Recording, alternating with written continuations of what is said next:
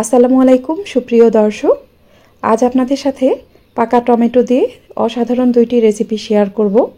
আমি আজ পাকা টমেটো দিয়ে একদম দোকানের মতো সস তৈরি করব এবং খুবই মজাদার একটি চাটনি তৈরি করব।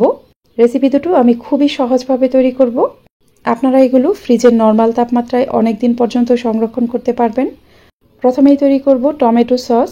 এটা দোকানের তৈরি টমেটোর সসের থেকেও অনেক বেশি মজার হবে খেতে। এই সসটি তৈরির জন্য প্রথমে আমাদের লাগবে পাকা টমেটো। এখানে আমি 2 কেজি পরিমাণ পাকা টমেটো ভালোভাবে ধুয়ে তারপর এগুলো পরিষ্কার কাপড়ের সাহায্যে ভালোভাবে মুছে নিয়েছি। খেয়াল রাখবেন টমেটোর গায়ে যেন কোনো প্রকার পানি না থাকে। টমেটোটাকে একদম শুকনো করে মুছে ফেলতে হবে। টমেটোর গায়ে পানি থাকলে কিন্তু এই সসটা দীর্ঘদিন পর্যন্ত সংরক্ষণ করা যাবে না। আর চেষ্টা করবেন একটু টকটকে লাল রঙের টমেটো নিতে, তাহলে সসের কালার খুব সুন্দর হবে। এবার এই টমেটোগুলোকে কেটে নিব। আমি প্রতিটা টমেটোকে এরকম ছোট ছোট ভাগ করে কেটে নিব। টমেটোগুলোকে অবশ্যই একটু ছোট ছোট করেই কেটে নেবেন। আর টমেটোর মাঝখানের এই উপরের শক্ত অংশটা ফেলে দিতে হবে। প্রত্যেকটা টমেটোই একইভাবে কেটে নিতে হবে।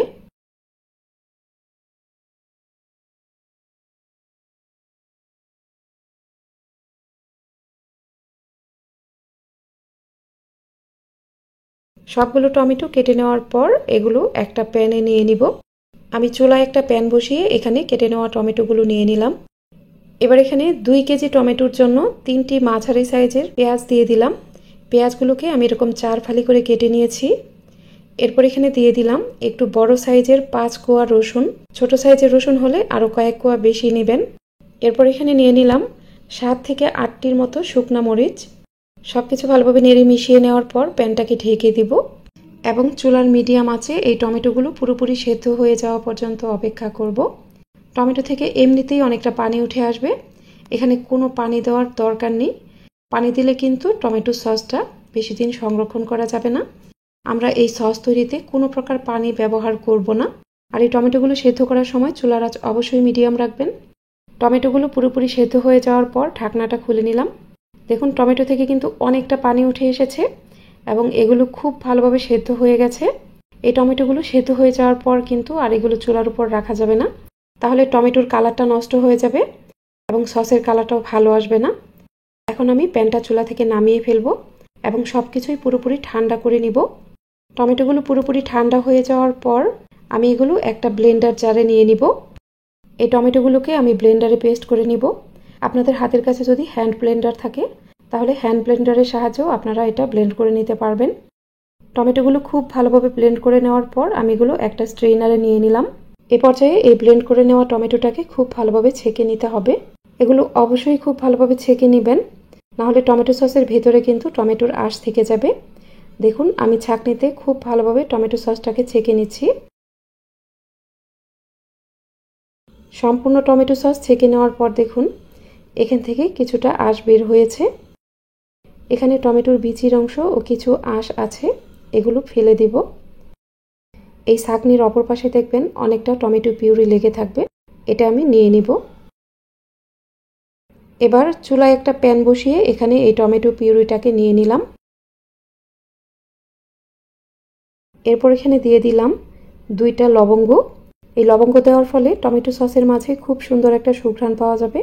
আর সসটা হয়ে যাওয়ার পর লবঙ্গগুলো উঠিয়ে ফেলবেন। এরপর এখানে দিয়ে দিলাম স্বাদ অনুযায়ী লবণ।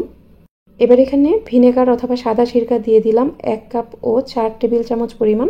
এখানে 2 কেজি টমেটোর জন্য 1 কাপ ও 4 টেবিল চামচ পরিমাণ সিরকা দিতে হবে। এরপর দিয়ে দিলাম 1 কাপ পরিমাণ চিনি।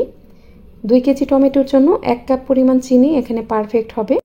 আর চিনি ও সাদা সিরকাটাই কিন্তু এখানে প্রিজারভেটিভের কাজ করবে। আপনারা অবশ্যই এখানে আমার প্রতিটা টিপস ফলো করবেন। সব কিছু ভালোভাবে নেড়ে মিশিয়ে নেওয়ার পর চুলাটা জ্বালিয়ে দিব। চুলার মিডিয়াম আছে এই টমেটো সসটাকে আমি অনবরত নাড়তে থাকবো। বেশ কিছুক্ষণ নেড়ে নেওয়ার পর দেখুন এই টমেটো সসটাতে কিন্তু বলক চলে এসেছে। এ পর্যায়ে আমি এটা কিছুক্ষণ অনবরত নাড়তে থাকবো এবং চুলার আঁচটা মিডিয়াম থাকবে। আপনারা অবশ্যই কিন্তু ভিডিওটা শুরু থেকে শেষ পর্যন্ত দেখবেন, এখানে আমি আরও অনেকগুলো টিপস দিব। চুলার মিডিয়াম আছে এই সসটাকে অনবরত কিছুক্ষণ নেড়ে নেওয়ার পর দেখুন এটা এমন পর্যায়ে এসেছে যে এ পর্যায়ে এই টমেটো সসটা অনবরত গায়ে ছিটে আসছে এবং চারপাশে এটা ছিটে ছিটে ছড়িয়ে পড়ছে। এ পর্যায়ে চুলার আঁচটা একদম কমিয়ে দিতে হবে। চুলার আঁচ একদম কমিয়ে এটা চুলার উপর বসিয়ে রাখবো প্রায় 20 থেকে 25 মিনিটের মতো। তো ফিরে আসছি 20 থেকে 25 মিনিট পর।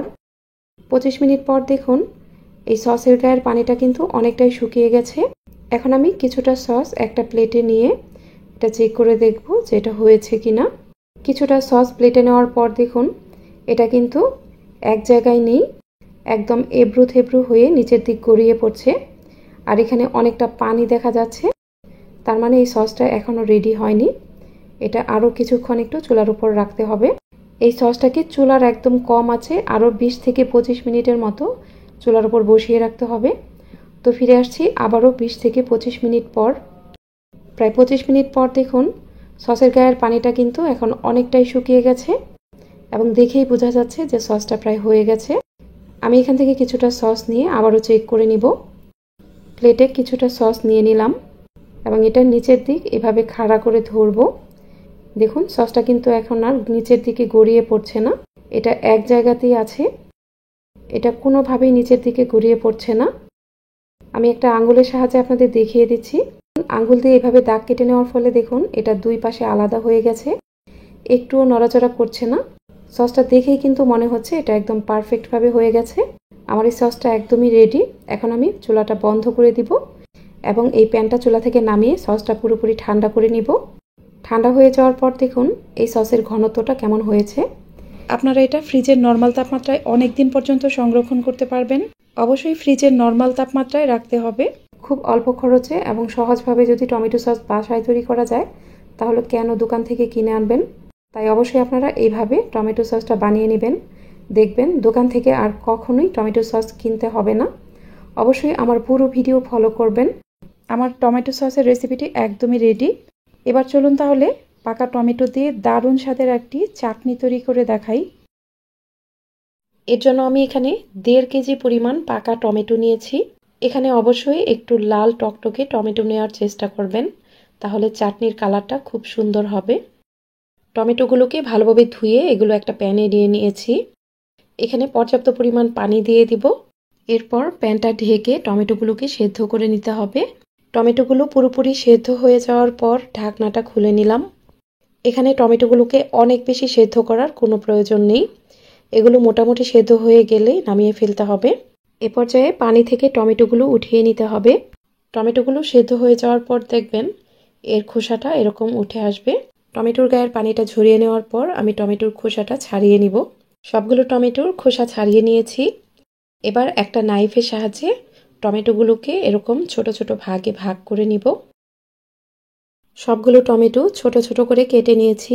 এবার একটা ব্লেন্ডার জাগে এই টমেটোগুলো নিয়ে নিয়েছি। এই টমেটোগুলোকে আমি ব্লেন্ডারে পেস্ট করে নিব। ব্লেন্ডারে পেস্ট করে নেওয়ার ফলে চাটনিটা বানাতে খুব সুবিধা হবে। আপনাদের হাতের কাছে ব্লেন্ডার না থাকলে আপনারা এটা খুব ভালোভাবে হাত দিয়ে ম্যাশ করে নেবেন। এই চাটনিটা বানানোর জন্য প্যানে প্রায় 4 টেবিল চামচের মতো রান্নার রেগুলার তেল দিয়ে দিলাম। তেলটা গরম হয়ে গেলে এখানে 1 চা চামচ দিয়ে দিলাম কালো সরিষা, 1/2 চা চামচ দিয়ে দিলাম আস্ত জিরা। এই সরিষা ও জিরাটা যখন ভালোভাবে ফুটে উঠবে তখন এখানে কিছু পেঁয়াজ কুচি দিয়ে দিব। এখানে আমি মাঝারি সাইজের 4 থেকে 5টির মতো পেঁয়াজ এরকম ছোট ছোট কিউব করে কেটে নিয়েছি। পেঁয়াজগুলোকে অবশ্যই একদম মিহি কুচি করে কেটে নেবেন। পেঁয়াজ কুচিগুলো কিছুটা ভেজে নেওয়ার পর এখানে দিয়ে দিব প্রায় 1.5 টেবিল চামচের মতো রসুন কুচি। রসুনটাকেও আমি একদম মিহি কুচি করে কেটে নিয়েছি। এরপর দিয়ে দিব প্রায় 1.5 টেবিল চামচের মতো আদা কুচি। আদাটাকেও একদম মিহি কুচি করে কেটে নেবেন। এবার এই আদা, রসুন ও পেঁয়াজ কুচিটাকে বেশ কিছুক্ষণ সময় নিয়ে একটু ভেজে নিব। এগুলো এরকম কিছুটা ব্রাউন কালার হয়ে যাওয়ার পর আমি এখানে দিয়ে দিব কিছু কাঁচামরিচ কুচি। কাঁচামরিচটাকেও আমি একদম মিহি কুচি করে কেটে তারপর শিলপাটায় একটু থেতো করে নিয়েছি। আর আমি এখানে প্রায় 6 থেকে 7টির মতো কাঁচামরিচ দিয়েছি। আপনারা ঝালের পরিমাণটা অবশ্যই নিজেদের টেস্ট অনুযায়ী দিবেন। কাঁচামরিচ দেওয়ার পর এটা আমি আরও কিছুক্ষণ একটু ভেজে নিব। কিছুক্ষণ ভেজে নেওয়ার পর যখন দেখবেন এটা এরকম একটু হালকা সোনালি কালার হয়ে গেছে সে পর্যায়ে এখানে কিছুটা পানি দিয়ে দিব। আর এ পর্যায়ে অবশ্যই চুলার আঁচটা একদম কম রাখবেন। চুলার আঁচ বেশি হয়ে গেলে কিন্তু মশলাগুলো পুড়ে যেতে পারে, আর মশলা পুড়ে গেলে চাটনির টেস্ট একদমই নষ্ট হয়ে যাবে। এবার এখানে দিয়ে দিব হাফ চা চামচের মতো হলুদের গুঁড়া, দিয়ে দিব উঁচু করে 2 চা চামচ পরিমাণ মরিচের গুঁড়া। এখানে ঝালের পরিমাণটা অবশ্যই আপনারা নিজেদের টেস্ট অনুযায়ী দিবেন। এরপর দিব হাফ চা চামচ পরিমাণ ধনিয়ার গুঁড়া। এখন চুলার আঁচ কিছুটা বাড়িয়ে এই মশলাগুলোকে আমি খুব ভালোভাবে কষিয়ে নিব। মশলাটা খুব ভালোভাবে কষিয়ে নিতে হবে। মশলাটা এমনভাবে কষিয়ে নেবেন যেন এখানে কোনো পানি অবশিষ্ট না থাকে। যতক্ষণ পর্যন্ত মশলা থেকে তেলটা বের না হবে ততক্ষণ পর্যন্ত আমি এটা নাড়তে থাকবো। আর মশলার গায়ে যদি পানি থাকে তাহলে কিন্তু চাটনিটা খুব বেশি দিন সংরক্ষণ করা যাবে না। তাই অবশ্যই খেয়াল রাখবেন এই মশলার গায়ে যেন কোনো পানি অবশিষ্ট না থাকে। বেশ কিছুক্ষণ নেড়ে নেওয়ার পর দেখুন মশলার গায়ের পানিটা কিন্তু একদমই শুকিয়ে গেছে এবং এর থেকে তেলটা বের হয়ে গেছে। এ পর্যায়ে আমি এখানে ব্লেন্ড করে নেওয়া টমেটোর পিউরি দিয়ে দিব। এবার সব কিছুই খুব ভালোভাবে নেড়ে মিশিয়ে নেব। এ পর্যায়ে এখানে স্বাদ অনুযায়ী লবণ দিয়ে দিলাম। অনেক সময় দেখা যায় এই চাটনি তৈরি করতে গেলে গায়ে ছিটে আসার একটা ভয় থাকে, তাই আমি আপনাদের সাথে কিছু টিপস শেয়ার করব যার ফলে এই চাটনিটা গায়ে ছিটে আসার কোনো ভয় থাকবে না।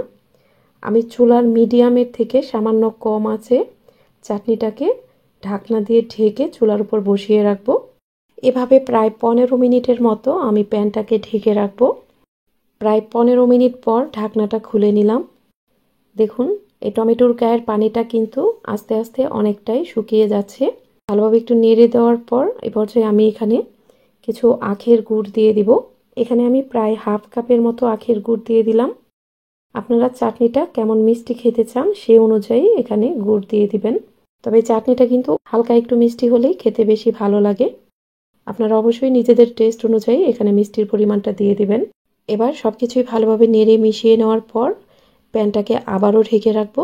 আবারও চুলার আঁচ মিডিয়ামের থেকে একটু কম রাখবো। এভাবে আরও প্রায় 15 থেকে 20 মিনিটের মতো আমি এটা ঢেকে রাখবো।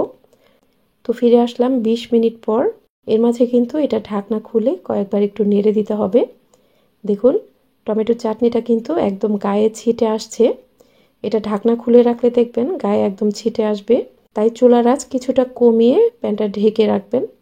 তাহলে দেখবেন এর পানিটাও আস্তে আস্তে শুকিয়ে যাবে এবং চাটনিটাও কিছুটা সময় নিয়ে খুব ভালোভাবে কুক হবে। ভালোভাবে নেড়ে চেড়ে দেওয়ার পর প্যানটাকে আবারও ঢেকে দিব।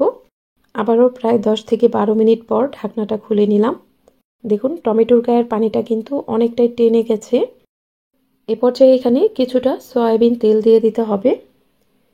আমি এখানে প্রায় 5 থেকে 6 টেবিল চামচের মতো তেল দিয়ে দিলাম। এখানে একটু বেশি পরিমাণে তেল দেওয়ার ফলে কিন্তু এই চাটনিটা অনেক দিন পর্যন্ত সংরক্ষণ করা যাবে। আপনারা যদি চাটনিটা অনেক দিন পর্যন্ত সংরক্ষণ না করতে চান তাহলে তেলের পরিমাণটা আরও কম দিতে পারেন। তেল দেওয়ার পর একটু মিশিয়ে নিব। এরপর আমি এখানে ভিনেগার দিয়ে দিব প্রায় 4 টেবিল চামচের মতো। এই ভিনেগার দেওয়ার ফলেও কিন্তু চাটনিটা অনেক দিন পর্যন্ত ভালো থাকবে। সবকিছু ভালোভাবে নেড়ে মিশিয়ে নেওয়ার পর প্যানটাকে আবারও ঢেকে রাখবো। আবারও প্রায় 15 মিনিটের মতো আমি প্যানটাকে ঢেকে রাখবো। 15 মিনিট পর ঢাকনাটা খুলে নিলাম। এটা কিন্তু মাঝে মাঝে নেড়ে দিতে হবে, নাহলে নিচে লেগে যেতে পারে। এ পর্যায়ে দেখুন চাটনিটা কিন্তু অনেকটাই ঘন হয়ে আসছে। আমি ভালোভাবে একটু নেড়ে দেওয়ার পর আবারও ঢেকে রাখবো। এ পর্যায়ে কিন্তু চুলার আঁচ আরও কমিয়ে দিতে হবে, নাহলে এটা নিচে লেগে যেতে পারে। যেহেতু চাটনিটা অনেকটা আঠালো হয়ে গেছে তাই চুলার আঁচ অনেক বেশি বাড়িয়ে দেওয়া যাবে না। চুলার আঁচটা আগের থেকে কিছুটা কমিয়ে দিতে হবে। এ পর্যায়ে প্যানটা ঢেকে দেওয়ার পর দেখুন চাটনিটা কিন্তু আগের মতো আর ছিটে আসছে না, তার মানে এটা অনেকটা হয়ে আসছে। এভাবেই চুলার কম আঁচে এই চাটনিটাকে আরও 15 থেকে 20 মিনিটের মতো চুলার উপর বসিয়ে রাখবো। তবে খেয়াল রাখবেন এটা যেন নিচে লেগে না যায়। ফিরে আসলাম প্রায় 20 মিনিট পর। দেখুন আমার চাটনিটা কিন্তু প্রায় হয়ে গেছে। এর উপরে তেলটা একদমই ভেসে উঠেছে। এটা আমি খুব ভালোভাবে নেড়ে দিব এবং এ পর্যায়ে চুলার আঁচ একটু বাড়িয়ে এই চাটনিটাকে আমি কিছুক্ষণ ভালোভাবে একটু নাড়তে থাকবো। এর গায়ের তেলটা ভালোভাবে বের হওয়া পর্যন্ত আমি এটা নাড়তে থাকবো। দর্শক, এ পর্যায়ে আপনাদের কাছে আমার একটা অনুরোধ, যারা এখনও আমার ইউটিউব চ্যানেলটিকে সাবস্ক্রাইব করেননি তারা প্লিজ আমাকে সাপোর্ট করবেন। আমাকে সাপোর্ট করতে হলে আমার চ্যানেলটি সাবস্ক্রাইব করবেন। অবশ্যই পাশে থাকা অল লেখা বাটনটাতে ক্লিক করবেন। পাশে থাকা অল লেখা বাটনটাতে ক্লিক করার ফলে আমি যখনই নতুন কোনো ভিডিও আপলোড করব সেটি সাথে সাথেই নোটিফিকেশন আকারে পৌঁছে যাবে আপনার কাছে। আর ভিডিওটি যারা ফেসবুক থেকে দেখছেন তারা অবশ্যই আমার ফেসবুক পেজটিকে লাইক ও ফলো দিয়ে রাখবেন। এ পর্যায়ে দেখুন চাটনিটা কিন্তু একদমই হয়ে গেছে, চাটনি থেকে তেলটা বের হয়ে গেছে। এখন আমি প্যানটা চুলা থেকে নামিয়ে ফেলবো এবং এই চাটনিটা পুরোপুরি ঠান্ডা করে নিব। চাটনিটা পুরোপুরি ঠান্ডা হয়ে যাওয়ার পর যে কোনো এয়ারটাইট বক্সে এটা সংরক্ষণ করবেন, আর অবশ্যই এটা যে কোনো কাচের জারে সংরক্ষণ করার চেষ্টা করবেন। এই চাটনিটা কিন্তু খেতে অনেক বেশি মজার হয়।